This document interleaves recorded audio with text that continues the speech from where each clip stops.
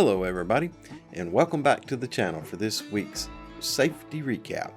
Before we get started, make sure that you give me a thumbs up down below here to encourage me to make more videos this type. Also, subscribe to my YouTube channel where you will find additional videos of this nature, toolbox safety topic videos, and leadership training videos. Well, let's go ahead and get started with the safety recap. First, I'd like to thank all those who welcomed me onto their job sites this past week. Team morale was high and work was being performed in a safe, timely, and efficient manner. Thank you, and continue to do the good work and being the good example for others to emulate. Now, there were a couple of items of concern, and I will speak on them after I talk about the most important tool on the job site. And I've shared this with you some time before by Joe Amara, and it's called the 5 core components of effective pre-task planning analysis. Safe work practices ensure that all employees have a common level of knowledge and are able to perform the task in the same way. For a contractor, ensuring safety at the work site is the most crucial aspect of getting a job done. When everyone follows safe practices, not only will crews experience fewer accidents, but also productivity and efficiency will increase. In recent years, there has been a greater involvement of trade employees in the safety process. One of the most effective ways to foster this involvement is through pre-task planning, which is essential to the success of a construction project, and more importantly, considered one of the most powerful safety tools. A pre-task analysis occurs at the start of each day prior to beginning any work, as well as any time the scope of work changes, and it helps everyone involved to get on the same page before the day gets underway.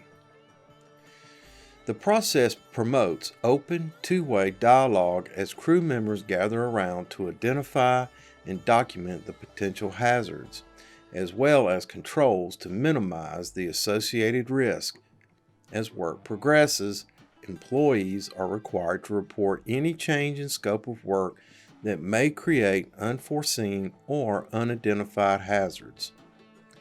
At this time, the crew gathers to reassess, completing the process again to reflect new scope of work. All employees understand the plan for work, have identified the hazards, mitigated the associated risk, and evaluated the material and equipment needs. Successful pre-task analysis is contingent on interaction among the crew members, but with a true culture of planning present, contractors can also appreciate the benefits of pre-task planning. There are 5 core components of any effective pre-task planning analysis. Number 1, define the scope of work.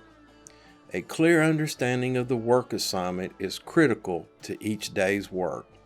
This step requires the crew to review the pertinent documents, example being written procedures, drawings, and specifications, before listing the steps to be performed for the day to ensure the task is clearly understood.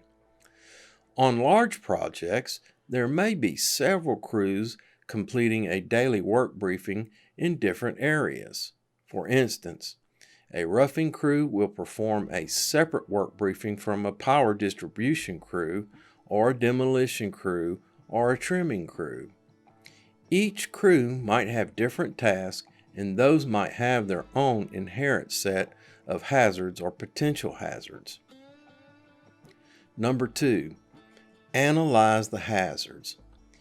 Here it is vital for crews to identify situational and inherent hazards or potential hazards. To identify the hazards, each crew member should discuss how someone may be injured while performing the task.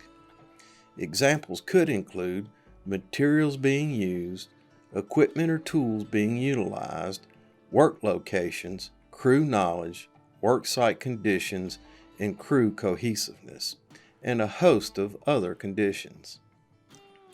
Number 3, develop and implement hazard controls. Once the hazards have been identified, the crew should then devise solutions to eliminate the hazards by implementing control measures. Specified methods, tools, and equipment might be used to reduce or eliminate the hazards. When the hazards cannot be eliminated, safeguards must be put in place. Examples include the erection of guardrails if work is performed at elevation, or the use of personal protective equipment. Number 4, perform work within hazard control. This step requires crew members to discuss how work will be performed within the identified hazard controls. Crew members have to carefully think through their tasks so they are able to satisfactorily address hazards. This may include changing the basic approach to performing the work or by rearranging the sequence of performing the work activities. And finally, number 5, provide feedback and continuous improvement. During this stage, supervisors are expected to regularly review their work processes and provide feedback. Pre-task planning meetings are necessary when changes to the scope of work or hazard control measures occur or subsequent tasks are required. The crew may have a single pre-task planning meeting or several for various tasks throughout a single day. Any changes which result in improved work practices, more efficient procedures, or generally improve how work was conducted should be noted and communicated to employees. Enhanced safety and productivity and efficiency. While toolbox talk meetings can address policy or compliance issues, often these topics have little or no relevance to the day-to-day activities on the job site.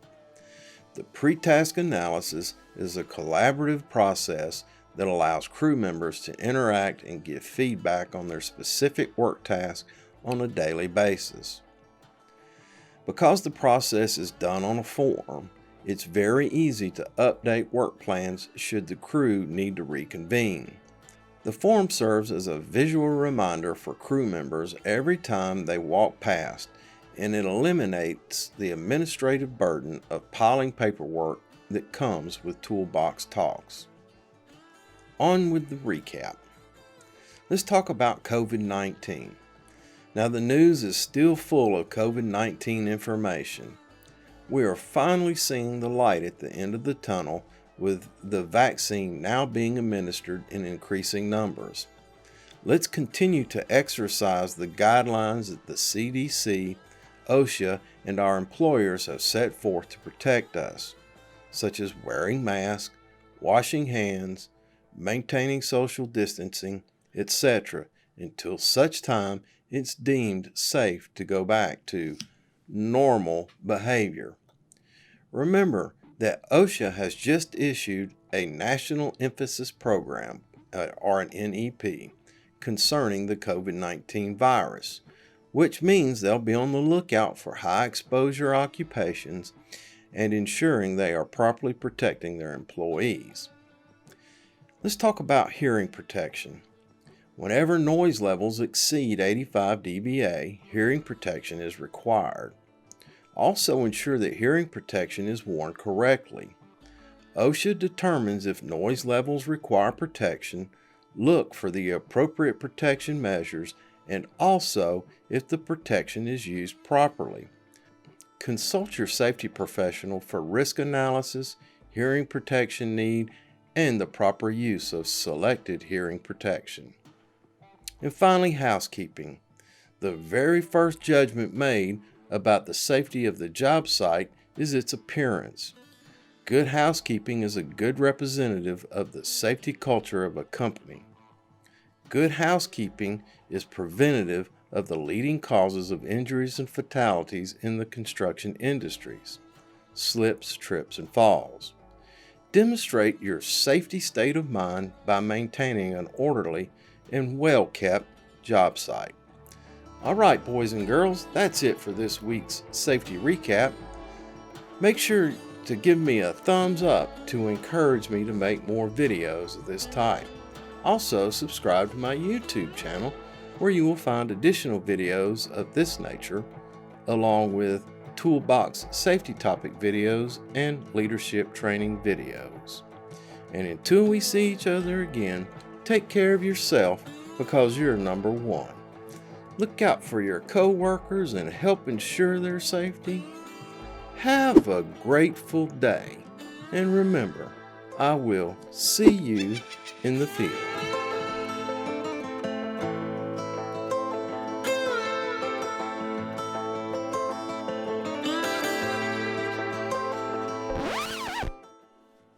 Alrighty, boys and girls, let's see if we can get through this thing without bumbling through it too much.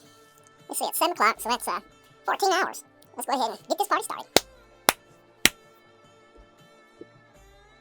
Hello everybody, and welcome back to the channel for this week's safety recap. Before we get started, make sure to give me a thumbs up. Hello everybody, and welcome back to the channel. Now there were a couple of items of concern. Safe work practices ensure that all employees have a common level of knowledge and are able to perform tasks in the... Safe work practices ensure that all employees have a common level of knowledge and are able to perform tasks. And there's a training. Alright. Number 3. Develop and implement hazard controls. Once the hazards have been identified, the crew should then devise solutions to eliminate the hazards by implementing control measures.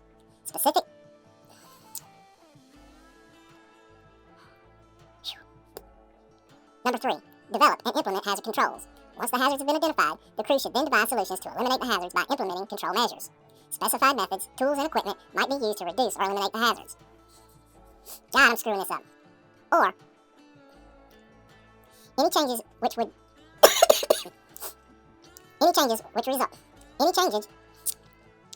While toolbox talk meetings can address policy or compliance issues,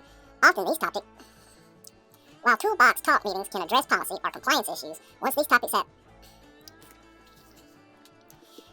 The form serves as a visual reminder for each crew member. Consult your safety for... Whew. Man, I flubbed that thing all up. I don't know if I want to put all them outtakes in the end here. There's so many of them. Anyway, if you watch to the very end down here, I'll drop in a couple of those Easter eggs and see if you like them. Anyway, thanks for watching, and have a grateful day. Let's see, stop recording.